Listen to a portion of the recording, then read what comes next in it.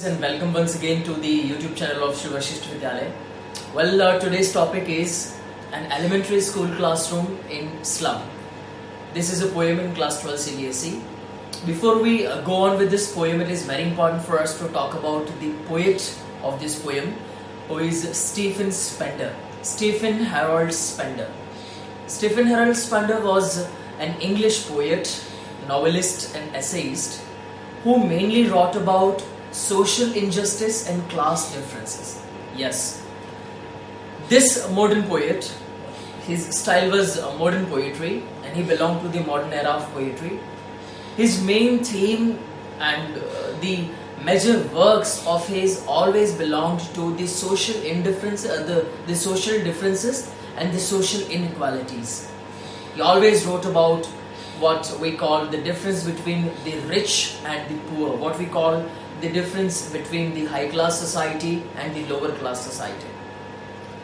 Students, you have always you have seen many students or many children who are very poor, unprivileged, who do not have access to good education, good facilities, good amenities. They are very poor, they are suffering with many problems, their lives are completely miserable. They do not have access to all the basic needs of life. On the other hand, we always see there are many fortunate children who get all the access of life.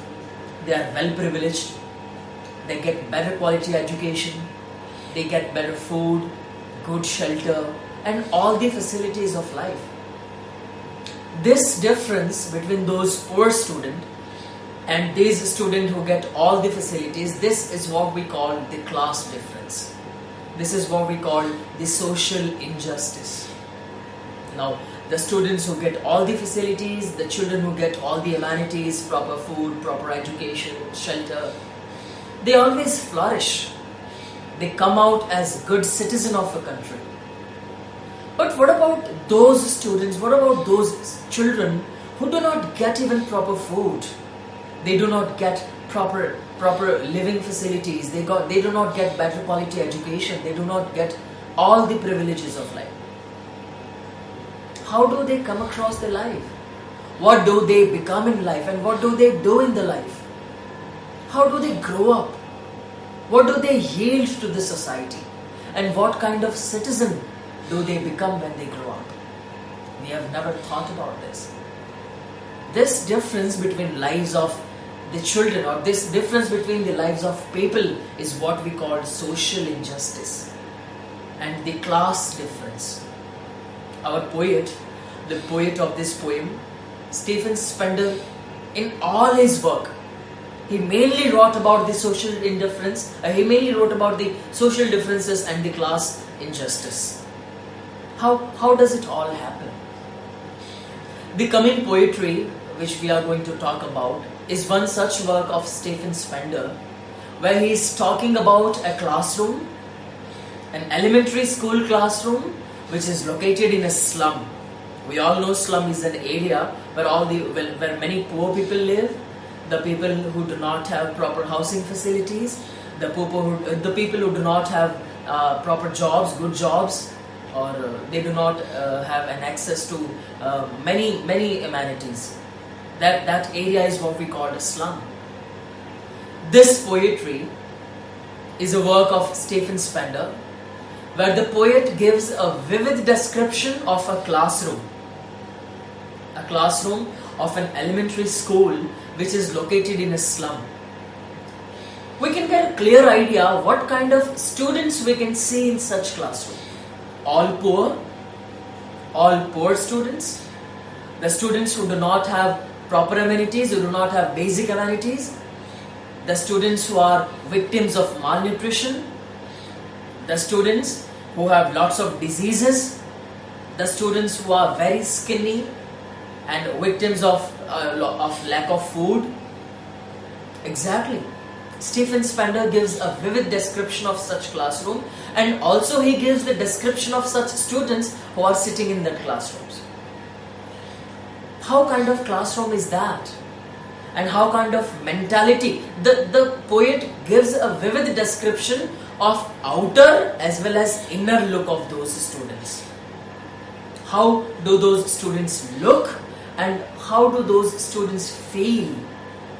Both of these things are vividly described by our poet Stephen Spender. Now let us go and have a closer look of this poem. Stop. Now, as the title suggests, the elementary school classroom in a slum, this poem is mainly a vivid description of a classroom which is located in a slum. If we talk about the theme of the poem, this is mainly social injustice and class inequalities. We all know social injustice and class inequalities we have just discussed. Social injustice and class inequalities means the difference between the two societies of the world, which is we call the rich and the poor. Now, what is the central idea of this poem? Here, the poet presents the scene of an elementary school classroom which is located in a slum. Yes, what this poem is mainly about. This poetry is a vivid description, or this is a scene of an elementary school classroom which is located in a slum. Now, he presents the true picture of the life of the school children who are in very miserable condition due to poverty and illiteracy. What does the poet present here? He presents the true picture of the life of the school children who are in very miserable condition due to the poverty and illiteracy. All of the students sitting in this classroom, they are very poor, they are completely illiterate, and they are deprived of quality education. They are not receiving proper and quality education. All of the students, they are depressed and sad. They are physically weak and undernourished. They are skinny and bony. How do those students look? They are very much depressed. They are very much sad. The students sitting in that classroom are physically weak. They are undernourished. They are very skinny and bony. Yes, they are very weak because they are victims of malnutrition. Now, what does Slender mainly talk about? Slender voices his concern for these children who live all their life in slums and have no opportunity to enjoy the real blessings of life. Slender mainly raises his voice and he says that the affluent and rich people always receive everything what they want in life. But what about these poor students who do not even get the quality and proper education? These poor students, these poor children do not have any access to the basic needs of their life. So what about their future? What about the blessings of their life? They are deprived of all the opportunities of life. And finally, Stephen Spender makes a frantic appeal to the affluent section of the society to better the lot of slum children through the quality education. Yes, he requests the affluent section of society. Affluent means the rich and high class society. He requests them that they should work for the betterment of these children. They should provide them quality and better education so that they can grow and they can receive the full opportunities in life. Let us proceed with the first stanza of this poem. Before we start on with the explanation of the first stanza, I would like to add this poem is a blank verse poem. Blank verse means this poem does not have any specific rhyming scheme. Yes. So the poems that do not have any specific rhyming schemes are called blank verse poem, and this is one such example. The opening lines of this poem is far, far from gusty waves, these children's faces like rootless weeds, the hair torn around their pallor. Far, far from gusty waves. What does the word gusty waves means? Gusty waves means breezy winds. So very far from breezy winds, these children's faces.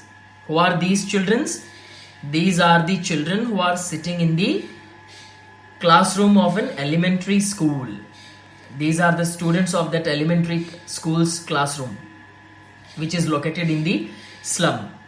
So far, far from gusty waves, these children's faces like rootless weeds. Like now, their faces are compared with the rootless weeds. So which figure of speech has been used? When we get the word like, the figure of speech that is used is called simile. So their faces are compared with rootless weeds. Now what are rootless weeds? Weeds means the plants that are unwanted in a field, the plants that are unwanted in a farm. So their faces are rootless weeds, means they are completely unwanted. These are the children who are not wanted by anyone. No one wants them. These are children who are disowned. No one loves them. The hair torn around their pallor. What does the word pallor mean? Pallor means pale and dull face. Their hair are completely untidy, undone. बिखरे हुए बाल हैं उनके. The tall girl with her weighed down head, the paper seeming. Now the poet the tall girl with her weighed down head, the paper seeming boy. Now the poet is talking about the two students for the first. He talks about a tall girl with her weighed down head. Weighed down head means she has a big head which is weighed down. And a paper seeming boy. What does the poet mean by the word paper seeming boy? Paper seeming boy means the boy is very skinny. He is very thin. He is thin like paper. And why is that boy thin? Why is that boy paper like? Because he is a victim of malnutrition. He does not have access to proper food. The stunted unlucky heir of twisted bones. The stunted unlucky heir of twisted bones means heir means uttaradhikari or the next person of a generation. Unlucky heir of twisted bones. Unlucky heir. Why the word unlucky heir has been used? Unlucky heir means all those children are inherited with the diseases from their fathers and mothers. They had received or they had inherited diseases from their parents. How kind of diseases? Of twisted bones. There are many diseases related to the malnutrition which has resulted into their bones got twisted. Reciting a father's gnarled disease. Gnarled means, the word gnarled means knotted or rough disease. What do the twisted bones of their legs signify? The twisted bones of their legs signify that they have inherited a disease related to malnutrition from their parents. Father's gnarled disease means the disease of that boy's father has come to that boy. The boy with rat's eyes. Small eyes. The eyes that have gone inside. His lessons from his desk. At back of the dim class, one unnoted, sweet and young. His eyes live in a dream. Now there is a boy, the poet talking about a boy. The boy is sitting unnoted at the back of the classroom in a very dim light. And the poet says that the boy is very sweet and young. But his eyes are somehow different than that of others. Why? Because in his eyes there lives a dream. His eyes are not that pale because his eyes have a dream. What kind of dream? Of squirrel's game in tree room other than this. The boy is dreaming of going outside the room and playing like the squirrels. That boy has a dream. Now here, these lines are symbolic. Symbolic means the poet says that the boy has a dream of going out and playing like squirrel, means among all those children who are completely unlucky, the children who are in an elementary school classroom of the slum, they are underprivileged, they do not have access to proper food and education. But among these children also there are some boys who dream of getting good life. There are some students, there are some children who dream of living life on the high verges, and the children who dream of doing something big in their life. But just because of lack of resources, just because of lack of many things, they are never able to do or fulfill their dreams. So once again, let's talk about this stanza. The poet talk about an elementary school classroom, and there are many students, many children sitting in that classroom. They are very poor, they are underprivileged, they are victims of malnutrition, and they have inherited and received many diseases from their parents, right? They are very skinny, they are very bony, and the poet sees one boy sitting in the last corner of the room in the dim light, and that boy has a dream in his eyes. We've got few words, difficult words in this stanza. Gusty waves means breezy winds. Pallor means pale and dull face. Stunted means not fully grown due to malnutrition. Gnarled means knotted or rough. Paper seeming boy means a boy who is very thin. And heir means successor, inherited. So thank you so much. I hope all of you understood this first stanza of poem. In the next video we shall discuss about the second and third stanza of the poem. Thank you.